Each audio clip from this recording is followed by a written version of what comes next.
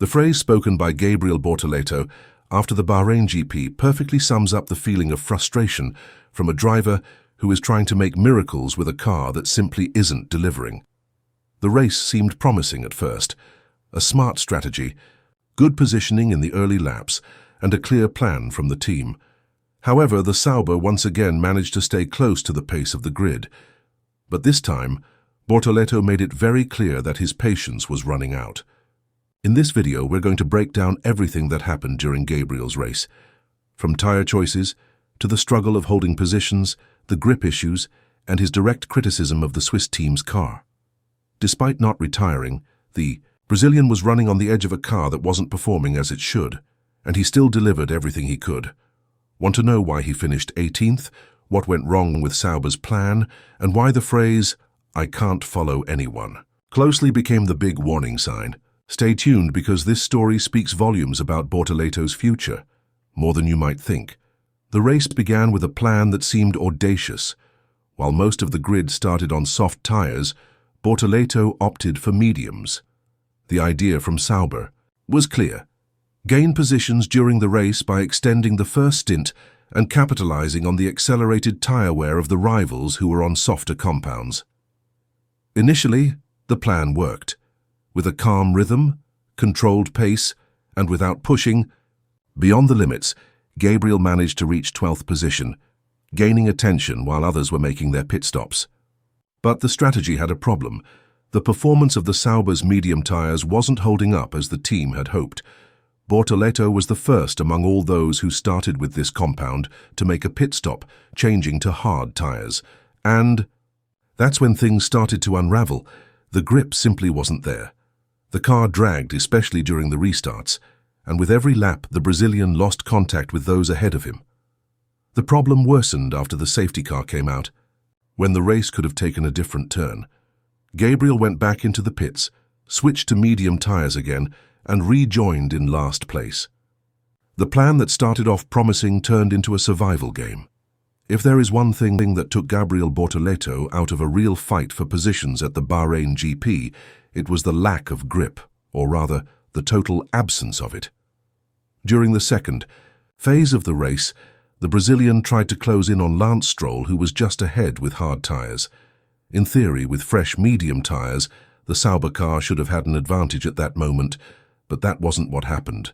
As soon as Gabriel closed the gap, the car started to slide in the corners, losing contact with the ground as if it were floating, and that's when he uttered the phrase that became the headline, "As soon as I get closer, it feels like I lose all the grip and get nowhere." The tone was ironic, almost a vent, and it wasn't just frustration from the race. This car behavior had been repeating itself since the beginning of the season. The problem is deeper than that. Sauber's project so far hasn't been able to maintain performance under aerodynamic pressure. When Bortoleto enters the dirty air of another car, the performance drops dramatically. This type of technical limitation breaks any attempt at recovery. No matter the strategy, no matter the driver, if the car doesn't stick to the ground, no one can work miracles.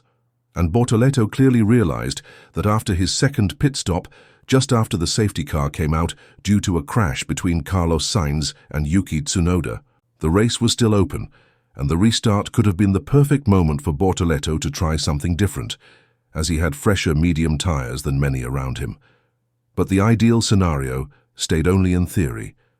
In practice, the Sauber car didn't deliver the traction or stability necessary for him to attack. Back on track, the Brazilian rejoined the race at the very back. He only climbed to 19th place after Sainz's retirement and finished 18th, benefiting from his teammate Hülkenberg's disqualification. That's right, he didn't pass anyone on the track. The positions were simply inherited. This sequence shows how Sauber's strategy, although well-intentioned, didn't hold up at any phase of the race. The medium tyres didn't last, the hard ones didn't deliver the pace, and when it was time to restart, the car completely lost its ability to respond. All of this created a frustrating scenario where the driver entered the race only to leave, trying to limit the damage. And this is exactly where Bortoleto's maturity comes into play. He understands that the problem isn't just his, but he knows he has to demand solutions without rushing things. In his post-race interview, Gabriel Bortoleto didn't hold back. For the first time since officially debuting in Formula One, the Brazilian set aside diplomatic talk and started speaking more openly about the car's limits. The phrase, "we need to analyze everything and understand what's going on," might sound polite, but it carries a clear message. Patience has an expiration date. Bortoleto is doing his part. He makes few mistakes, shows a strategic understanding, and gives everything the car allows. But when he realizes he can't even fight with those on more worn tires, the frustration of knowing he could deliver more with the right equipment starts to set in. This type of speech is also closely watched inside the paddock. Teams, engineers, and even sponsors start to notice when a driver isn't settling. His attitude shows he's not there just to learn or gain mileage. He wants results, progress, and most importantly, a car that responds to his effort.